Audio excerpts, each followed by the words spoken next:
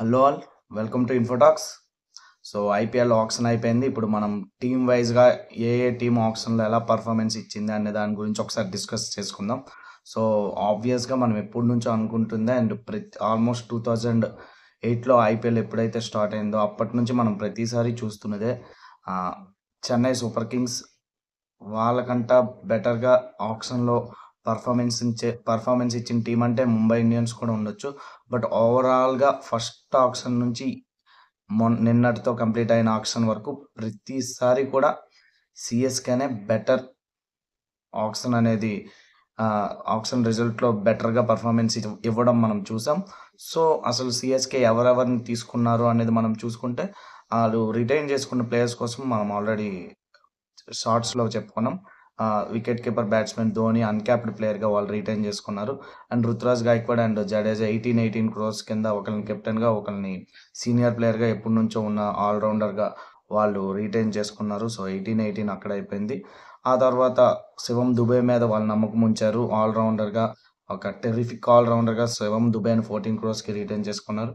ఆ తర్వాత మతీస పతిరానాని కూడా 11 క్రోర్స్కి రిటైన్ చేసుకున్నారు.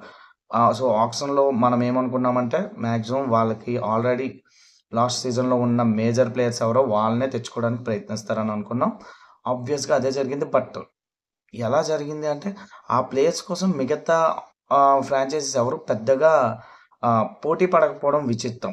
ఎందుకంటే ఫర్ ఎగ్జాంపుల్ డెవెన్ కాన్వేని చూసుకుంటే చాలా అవసరం ఉంది. డెవెన్ కాన్వే అవసరం ప్రతి టీంకి అవసరమే. బట్ ఎందుకు డెవెన్ కాన్వే కోసం అంత ఎక్కువ దీనిగా వెళ్ళలేదా? మేబీ ఇంకా చాలామంది ప్లేయర్స్ని కొనాలి. సో ఇంకెవరైనా మంచి ప్లేయర్ వస్తారేమో చూద్దామని వెయిట్ చేశారేమో తెలియదు. కానీ డెవెన్ కాన్వే ఆల్మోస్ట్ వాళ్ళకి 6 క్రోర్స్లో వచ్చేసాడు.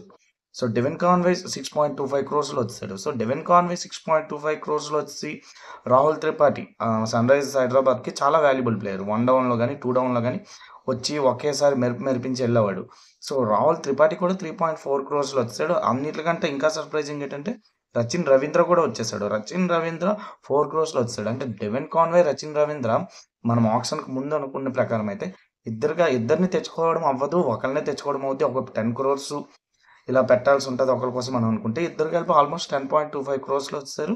అండ్ మనం ఇప్పుడు చూసుకుంటే రాహుల్ త్రిపాఠి కూడా 3.4 క్రోర్స్కి వచ్చాడు. సో ఒక ముగ్గురు ఇద్దరు ఎవరైతే స్టార్ ప్లేయర్స్ న్యూజిలాండ్ వాళ్ళు ఉన్నారో అండ్ అందులో ఒక ప్లేయర్ వాళ్ళకి చాలా 2023లో ఐపీఎల్ ట్రోఫీ గెలవడానికి మేజర్ రీజన్ 600+ రన్స్ కొట్టాడు. సో వీళ్ళిద్దరూ మంచి ప్రైజ్కి వచ్చారు. తర్వాత రాహుల్ త్రిపాఠి వచ్చాడు. దీనివల్ల ఏమైందంటే వాళ్ళు అశ్విన్ కోసం అవుట్ అండ్ అవుట్ వెళ్ళాలి అని ఫిక్స్ అయ్యారు. బట్ అశ్విన్ కూడా మరీ అంత ప్రైజ్కి ఏమీ వెళ్ళలేదు. ఆల్మోస్ట్ 9 వచ్చాడు. అశ్విన్ 9.75 క్రోర్స్కి వచ్చాడు. సో అశ్విన్ కూడా 9.75 క్రోర్స్కి వచ్చేసరికి వాళ్ళకి ఆల్మోస్ట్ ఇంకా చాలా మనీ ఉంది. వాళ్ళు వచ్చిన మనీ తక్కువతోనే ఆప్షన్ స్టార్ట్ చేసిన వాళ్ళు చాలా ఇంపార్టెంట్ ప్లేయర్స్ని కొనుక్కున్నారు. వాళ్ళు కొంచెం మాకు గట్టిగా కావాలనుకున్న ప్లేయర్ ఎవరిని అంటే నూర్ అహ్మద్ని కోరుకున్నారు గట్టిగా. నూర్ అహ్మద్ కోసం ఆర్టీఎం చేసుకుంటామన్నప్పుడు ఒక 5 క్రోర్స్ పెంచి సడన్గా 10 క్రోర్స్ చేశారు నూర్ అహ్మద్. సో నూర్ అహ్మద్ ఎందుకు కోరుకున్నారంటే చెన్నై పిచ్ పక్కాగా స్పిన్‌కి అనుకూలిస్తది. ఇప్పుడు ఈసారి ఇంకొంచెం గట్టిగా అనుకూలించేలా కనిపిస్తుంది. ఎందుకంటే వాళ్ళు ఓల్డ్ పిచ్‌నే వాడేలా కనిపిస్తున్నారు. సో నూర్ అహ్మద్ కోసం 10 క్రోర్స్ వరకు వెళ్ళారు. ఆర్టీఎంలో తీసుకుంటాము అని అనుకుంటున్నప్పుడు వేరే వాళ్ళు. ఆ తర్వాత ఖలీల్ అహ్మద్ వాళ్ళకొచ్చాడు. లాస్ట్ టైం ఢిల్లీలో ఖలీల్ అహ్మద్ ఏం చేశాడో మనం చూసాం. సో చాలా డెత్ బౌలింగ్ గాని లెఫ్ట్ ఆర్మ్ పేసర్ పైగా. సో వాళ్ళకి అది కూడా కలిసొచ్చే విషయం. మతీస పత్రాన్ ఎలాగా ఉన్నాడు. సో లెఫ్ట్ ఆర్మ్ పేసర్‌గా ఖలీల్ అహ్మద్ వాళ్ళకి వాల్యుబుల్ అవుతున్నాడు. టీంలో ఆబ్వియస్‌గా మెయిన్ లెవెల్‌లోకి వచ్చేస్తాడు. సో 4.8కి వచ్చేసాడు ఖలీల్ అహ్మద్. సో వాళ్ళు తీసుకున్న బిడ్స్ అన్నీ కూడా చాలా నిజంగా చెప్పాలంటే సిఎస్కే ఆప్షన్ స్ట్రాటజీని అందరూ ఒకసారి అలా చూసుకొని నెక్స్ట్ టైం ఆప్షన్‌కి ముందుకెళ్ళాలి అని అనుకుంటారు పక్కాగా. సో ఇంకా చాలామంది ప్లేయర్ శామ్ కరణ్ కూడా వచ్చాడు 2.4 క్రోర్స్‌కి. మేబీ ఇంగ్లాండ్ ప్లేయర్ అయి ఉండడం వల్ల శామ్ కరణ్ 2.4 క్రోర్స్‌కి వచ్చి ఉంటాడు మేబీ. అంటే ఉండడా అని శామ్ కరణ్ లాస్ట్ టైం పంజాబ్‌లో కూడా పెద్దగా ఆడింది లేదు కాబట్టి. సో ఓవరాల్‌గా మనం ఇప్పుడు వాళ్ళ టీమ్‌ని చూసుకుంటే వీళ్ళు మేజర్ ప్లేయర్స్ అనుకుంటే బ్యాటర్స్‌గా మనకు రుతురాజ్ గాయక్వాడ్ ఆల్రెడీ ముందు రిటైర్డ్. షేక్ రషీద్‌ని ఇండియన్ బ్యాటర్ ఇతన్ని తీసుకున్నారు షేక్ రషీద్ కూడా 20 ఇయర్స్. వాళ్ళు ఎప్పటి నుంచో కొంచెం షేక్ రషీద్ మీద ఐఏఎస్ ఉంచారు. బట్ బేసిక్ ప్రైస్‌కి వచ్చాడు 30 లాక్స్‌కి. ఆ తర్వాత సిద్ధార్థ్ సి అనే బ్యాటర్ కూడా వచ్చాడు బేస్ ప్రైస్ 30 లాక్స్. సో, వీళ్ళందరూ బ్యాకప్ ఆప్షనే మేజర్‌గా. ఎవరికైనా ఇంజ్యూర్ అయినా లేదా ఏదైనా మ్యాచ్‌లో ఎవరికైనా రెస్ట్ ఇద్దాం అన్నప్పుడే వీళ్ళొస్తారు. రాహుల్ త్రిపాఠి గురించి మనం ఆల్రెడీ మాట్లాడుకున్నాం. తను 3.4 క్రోర్స్‌కి. డెవెన్ కాన్వే కూడా 6.25. వీళ్ళు pure batters. Ruturaj Gaikwad, Devon Conway almost opening చేస్తారు ఇందులో పక్కాగా. నెక్స్ట్ వికెట్ కీపర్స్ చూసుకుంటే ఎంఎస్ ధోనిని వాళ్ళు ఆల్రెడీ రిటైన్ చేసుకున్నారు. వన్స్ బేడి అనే ఒక ప్లేయర్‌ని తీసుకున్నారు. 30 లాక్స్ బేస్ ప్రైస్‌తో వచ్చాడు. 55 లాక్స్‌కి తీసుకున్నారు. సో, వన్స్ బేడి అనే ప్లేయరు కూడా 21 ఇయర్స్ ఆల్మోస్ట్. సో, యంగ్ ప్లేయరే. సో, ధోనికి బ్యాకప్ ఆప్షన్. ధోని అన్ని మ్యాచ్‌లు ఆడకపోతే ఒక్కొక్కసారి. సో, అలాగే ధోనికి బ్యాకప్ ఆప్షన్‌గా తీసుకున్నారు ఆ ప్లేయర్‌ని. సో, ఇద్దరే వికెట్ కీపర్స్. ఆబ్వియస్‌గా తనకు ఛాన్స్ వచ్చే అవకాశాలు ఎక్కువ కనిపిస్తున్నాయి. నెక్స్ట్ ఆల్ రౌండర్స్‌లో శివం దుబే రిటైన్, రవీంద్ర జడేజా రిటైన్. విజయ్ శంకర్ 1.2 క్రోర్స్‌కి వచ్చాడు. గుజరాత్‌లో లాస్ట్ టైమ్ ఒక 24 బాల్స్‌కి 64 కొట్టాడు విజయ్ శంకర్. సో, విజయ్ శంకర్ మాక్సిమం ఈ ఆల్ రౌండర్స్‌లో ఎవరికైనా ఇంజ్యూర్ అయితే బ్యాకప్ ఆప్షన్‌గా విజయ్ శంకర్ ఉన్నాడు. దీపక్ హూడా కూడా ఉన్నాడు. దీపక్ హూడా 1.7 క్రోర్‌కి వచ్చేసాడు దీపక్ హూడా కూడా. సో, ఎల్ఎస్‌జీ మరి ఎందుకు దీపక్ హూడా కోసం వెళ్ళలేదో నాకు అర్థం అవ్వలేదు. బట్ దీపక్ హూడా బాల్ కూడా స్పిన్ చేయగలడు. సో, దీపక్ హూడా కూడా వాల్యుబులే వాళ్ళకి. అంశుల్ కాంబోజ్ వచ్చాడు. అంశుల్ కాంబోజ్ మీద వాళ్ళకి ఎప్పటి నుంచో ఉంది. ఇప్పుడు కాదు. బట్ ముంబై ఎందుకు వదిలేసిందని అని అనిపించింది నాకు. ముంబై ఆర్టీఎం అయినా చేస్తదేమో అనుకున్నాను. బట్ అంశుల్ కాంబోజ్ కోసం ముంబై ఏమీ చేయలేదు. అంటే వాళ్ళ టార్గెట్ వేరే ఉంది. ట్రెంట్ బోల్ట్ కోసం వాళ్ళు టార్గెట్ పెట్టుకున్నారు. సో, అంశుల్ కాంబోజ్‌ని పెద్దగా పట్టించుకోలేదు. 3.4 క్రోర్స్ వాల్యుబుల్ అంశుల్ కాంబోజ్ ఇది కూడా. ఎందుకంటే రైట్ ఆర్మ్ ఫాస్ట్ మీడియం అనేది స్లోవర్ బాల్స్ ఇస్తే పక్కగా చెన్నైలో చాలా యూజ్ఫుల్ అవుద్ది. సో, అంశుల్ కాంబోజ్ 3.4 క్రోర్స్‌కి వచ్చాడు. రచిన్ రవీంద్ర 4 క్రోర్స్‌కి వచ్చాడు. ఆఫ్ స్పిన్ వేయగలడు అండ్ బ్యాటింగ్ కూడా లాస్ట్ సీజన్‌లో ఫస్ట్ ఫేజ్ ఆఫ్ సీజన్ అంటే 4-5 మ్యాచెస్ చాలా గట్టిగా ఆడాడు. తర్వాత కొంచెం ఆడలేదు. ఆ తర్వాత వాళ్ళ బ్యాటింగ్ అంతా డిస్టర్బ్ అవ్వాల్సి వచ్చింది. అజింక్య రహానే ఫామ్ అంతగా లేకపోవడం last time. Next Jamie Overton England player అవ్వడం వల్ల పెద్దగా ఇది అవ్వలేదు. తను కొంచెం పెద్దగా ఇచ్చేయలేదు. 30 ఇయర్స్ ఏజ్ ఫ్యాక్టర్ కూడా ఉండొచ్చు. అందుకే తన కోసం ఎవరు వెళ్ళలేదు. వీళ్ళు తీసుకున్నారు కంఫర్టబుల్‌గానే. సో, అతను కూడా ఫాస్ట్ వేయగలడు. ఎప్పుడైనా ఒక ఎవరికైనా ఇంజ్యూర్ అయినా ఆ టైంలో టీంలోకి వచ్చే ఛాన్స్ ఉంది ఆల్రౌండర్. నెక్స్ట్ నగర్కోటి ఆల్రౌండర్ ఉన్నాడు. 30 లాక్స్ బేస్ ప్రైస్‌కి వచ్చాడు. ఇతను కూడా ఒక 24 ఇయర్స్ ప్లేయరు. బాగానే ఆడుతున్నాడు.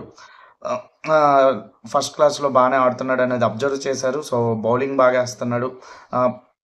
తీసుకున్నారు. బ్యాటింగ్ కూడా పర్లేదు రీజనబుల్‌గానే చేయగలడు. ఆ తర్వాత రామకృష్ణ ఘోష్ కూడా 30 lakhs base price and Ravichandran Ashwin and Sam Curran వీళ్ళిద్దరి కోసం రవిచంద్రన్ అశ్విన్ కోసం వాళ్ళు గట్టిగా వెళ్తారనుకున్నారు. బట్ రవిచంద్రన్ అశ్విన్ మేబీ కొంచెం లేట్‌గా రావడం వలన తక్కువ మిగతా వాళ్ళకి పెట్టడానికి ఛాన్స్ లేనట్టుంది. 9.75 క్రోర్స్‌కి వచ్చేసారు. రాజస్థాన్ ట్రై చేసింది కానీ ఆర్టీఎం చేసే ఆప్షన్ వాళ్ళకి లేదు.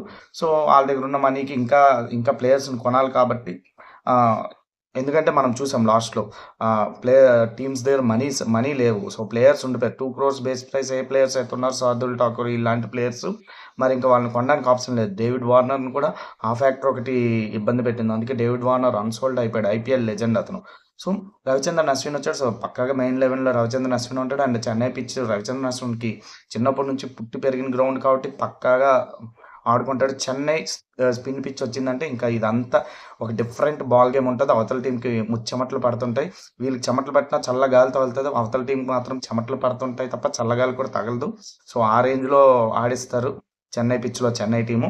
శ్యామ్ కరణ్ కూడా వాల్యుబుల్ కాంట్రిబ్యూషన్. ఎందుకంటే ఆల్రెడీ శ్యామ్ కరణ్ మన సీఎస్‌కేకి ఓపెనింగ్ కూడా బ్యాటింగ్ చేశాడు ఒక సీజన్‌లో ఉన్నప్పుడు. తర్వాత మళ్ళీ పంజాబ్‌కెళ్ళాడు గానీ, సో, శ్యామ్ కరణ్ కూడా ఓకే. రీజనబుల్. మంచిగానే ఎళ్ళిపోయాడు సీఎస్‌కేకి.